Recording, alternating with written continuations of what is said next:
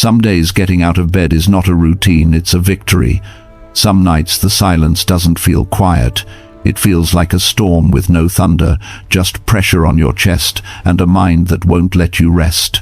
And if you're in that place right now, hear me clearly. You are not weak. You're not broken. You're a human nervous system trying to survive uncertainty, loss, pressure, and expectations that never stop knocking. Your body learned to brace. Your mind learned to scan for danger. And over time that becomes a loop. Worry, tension, reaction, regret, repeat. But here's the question that changes everything. What if this challenge didn't arrive to destroy you, but to reveal where you've been living out of alignment? What if the pain is not a verdict on your life? What if it's a signal pointing you back to yourself? Marcus Aurelius wrote, "You have power over your mind, not outside events." That isn't a nice quote. It's a lifeline. Because the world may stay chaotic, yet your center can become steady. Today, we'll walk through 7 Stoic lessons so you can keep going without losing your center. Not theory. Training. So you can breathe again, think clearly again, and move forward without being owned by the moment. If this hits you, drop a short comment. I choose my response, and hold this affirmation in your chest. I don't need easier days. I need a stronger mind. Lesson 1. Pain is guidance. Read it, don't run from it. When pain shows up, your first instinct is not to understand it, it's to escape it. You scroll, you stay busy, you overwork, you over-explain. You tell people you're fine while your chest feels heavy and your mind keeps replaying the same scene like a punishment. And if we're honest, sometimes you don't even want healing, you want numbness. Just 5 minutes where you don't have to feel. But pain is not your enemy. Pain is a signal. Think of it like a GPS. When you miss a turn, it doesn't shame you. It reroutes you. Think of it like a fire alarm. It's loud, uncomfortable, disruptive, because it's trying to save your house. Carl Jung said, "There is no coming to consciousness without pain." In real life, that means pain is often the doorway to awareness. It points to the exact place where you've been living out of alignment, where you tolerated too much, stayed too long, ignored your own boundaries, traded your truth for comfort. Here's the psychological trap. Your brain hates uncertainty, so it looks for quick relief, dopamine relief, distraction, sugar, noise, validation, anything to soften the edge. But relief that avoids the message becomes a loop. The pain returns louder because it still hasn't been heard. So today, don't run. Read the map. Ask yourself 3 questions slowly. What is this pain protecting me from? What boundary did I ignore? What truth did I trade for comfort? Then, breathe and choose your next step from clarity, not escape. Identity shift. I don't numb signals. I interpret them. Affirmation, pain points me home. Lesson 2. Real strength is restraint, not performance. There are moments when you feel baited. Someone laughs at you, misreads you, or throws a comment that hits a bruise. Your mind instantly drafts a comeback. Your body heats up. You want to respond fast, not because it's wise, but because silence feels like losing. But strength is not a show. It's a standard. A storm is loud. It demands attention. It breaks things and leaves chaos. The ocean doesn't compete with that noise. It holds its depth. It stays. And over time, without shouting, it shapes coastlines. That is the kind of power Stoicism trains. The power that lasts. Epictetus said, "It's not what happens to you, but how you react to it that matters." In real life, that means your authority lives in the gap before you answer. That gap may be only a few seconds, but it decides who is in control, your values or someone else's mood. Here's the deeper psychology. The ego is addicted to instant wins. It wants to feel respected now, understood now, safe now, so it chases quick victories. The sharp reply, the last word, the public correction. And then you pay for it later, tight chest racing thoughts, replaying the scene at 2 a.m.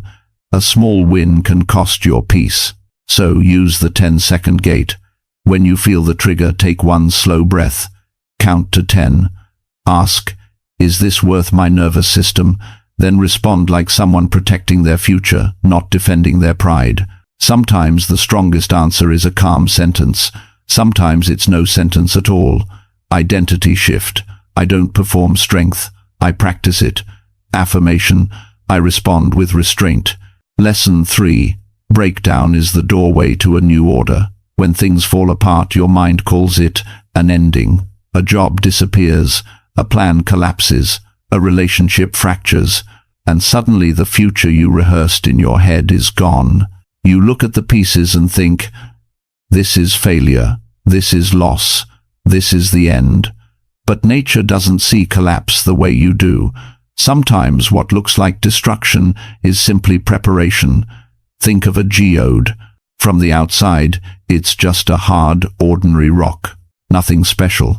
But inside, there can be crystals, structure, beauty, value.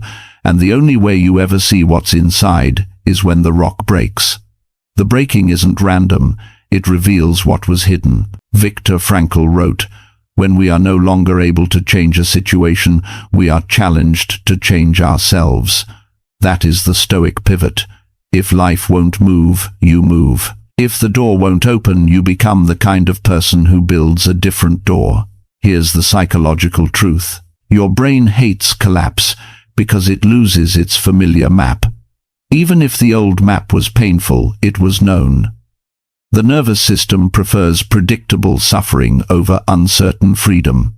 That's why you try to hold together what is clearly cracking, because the unknown feels dangerous. But this is exactly where a new order can begin. When the old structure fails, you finally get a chance to write a new standard, to rebuild from truth, not from fear, to choose alignment over habit. So, take one line today, just one. If this collapse is clearance, what is life clearing space for? Identity shift. I'm not falling apart. I'm reordering. Affirmation. The mess is my method. Lesson 4. Rock bottom is bedrock, where truth finally holds. Hitting rock bottom comes with shame. It feels like you failed publicly, like everyone else is moving forward while you're standing in the wreckage of what used to work. You tell yourself this is the worst place to be, the place where hope runs out. But rock bottom is not the end. It's the ground. No building rises high without drilling deep. Skyscrapers don't rest on soft soil. They anchor into bedrock, solid, unmovable, honest. And life works the same way. When everything collapses, what remains is what can actually support you. Seneca wrote, difficulties strengthen the mind as labor does the body. Pain here isn't punishment. It's compression. Pressure stripping away illusions about who you are, what matters, and what was never real to begin with. The bottom is ruthless in one way. It removes the masks. Who stays when there's nothing to gain? What still matters when status disappears? Which beliefs were borrowed? Which dreams were built on approval instead of truth? This is why the bottom feels so exposed. There's nothing left to perform, no image to maintain. But that's also why it's powerful. When there's nothing left to fake, clarity arrives. You finally see what is solid enough to rebuild on. So take inventory not of everything you lost, but of what you still own. What can I control today? What must I release today? What must I rebuild today? These questions don't decorate your life, they stabilize it. Identity shift. I don't fear the bottom, I build on it. Affirmation. My foundation holds. Lesson 5. You weren't denied, you were being prepared. There are seasons when life feels like a locked door. You try, you wait, you pray, you work, and still nothing moves. Opportunities stall. Messages stay unanswered. Plans stay unfinished. Slowly, a dangerous thought appears. Maybe I'm being rejected. But delay is not denial. it's preparation. Think of a fruit tree. You don't scream at it to hurry. You don't force fruit from young branches. If you do, you don't get abundance, you damage the roots. Growth follows seasons. Strength comes before reward. Capacity comes before harvest. Marcus Aurelius wrote, "The impediment to action advances action. What stands in the way becomes the way." In plain terms, the delay is not a punishment, it's training. Life is building the version of you that can hold what you asked for without losing it. Here's the deeper psychology. Impatience often hides fear. Fear that you're not enough. Fear that time is running out. Fear that if it doesn't happen soon, it never will. So your mind demands results not because you're ready, but because you want reassurance. But imagine receiving what you want before you could carry it.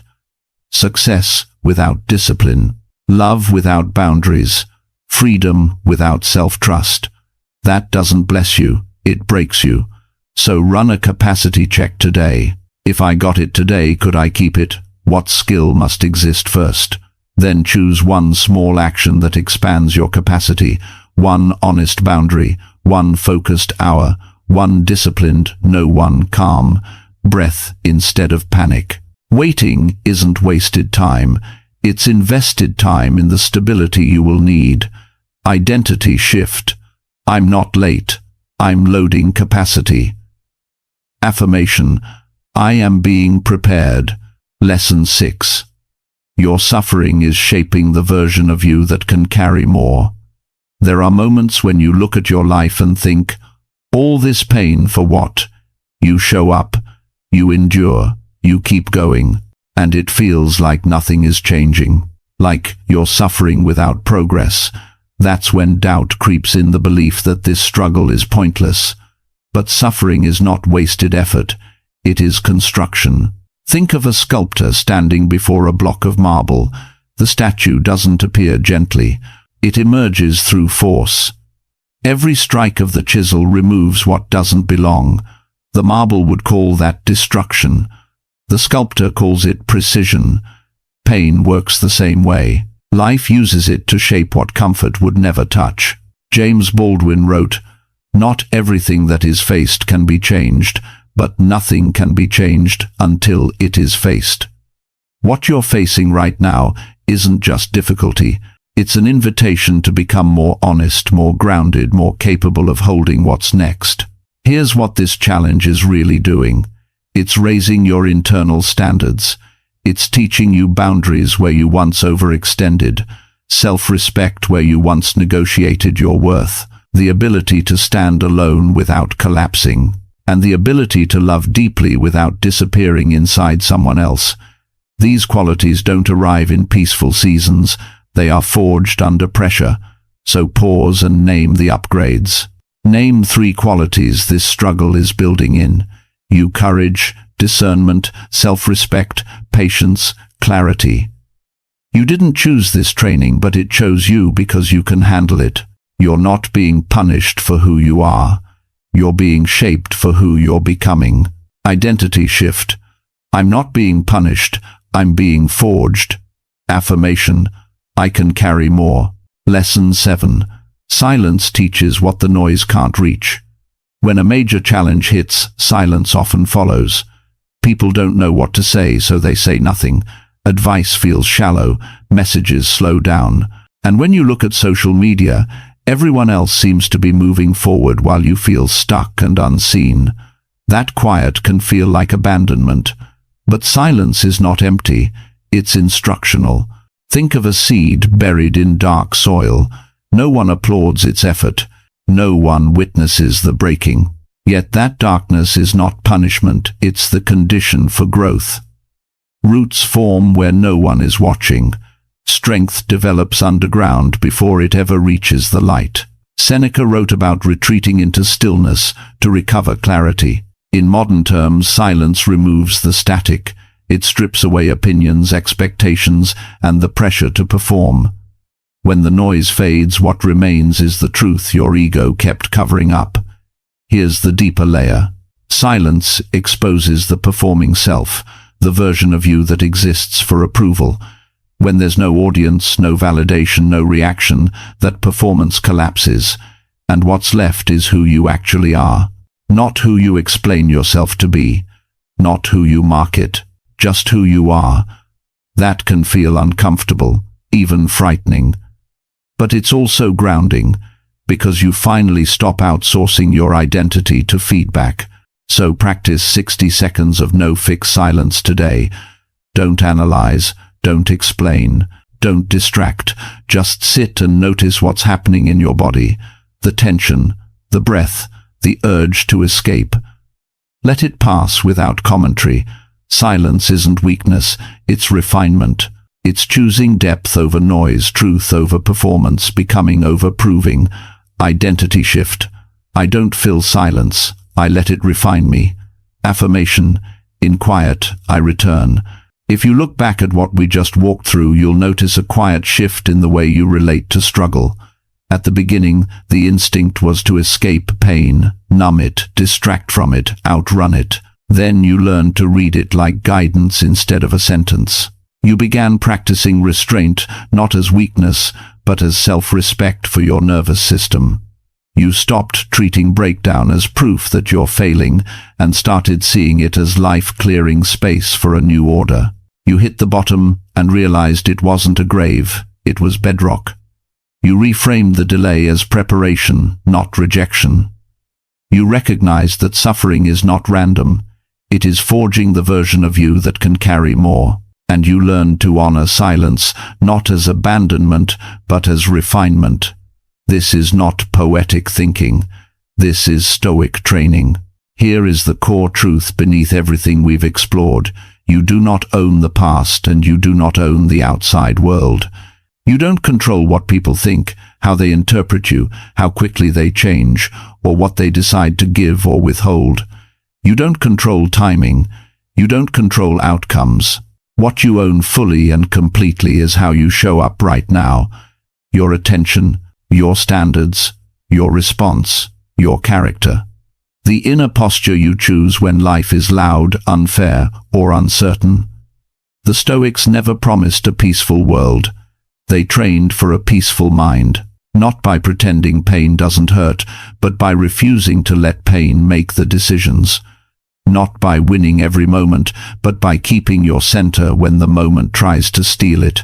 So if you're still in the middle of your storm, don't demand that you feel perfect. Don't demand clarity about the whole future. Just take the next clear step without abandoning yourself. Breathe, slow down, and return to what is yours to control. Let these words become your signature, not as a slogan, but as a discipline. I keep going with clarity, and when the mind starts telling you it's too late, answer with the truth. My story isn't over yet. If this helped you, like the video so it reaches someone who needs it. Share it with the friend who looks fine but is fighting quietly. Subscribe if you want to keep training your mind instead of negotiating with chaos. And tell me in the comments, which lesson hit you the hardest today?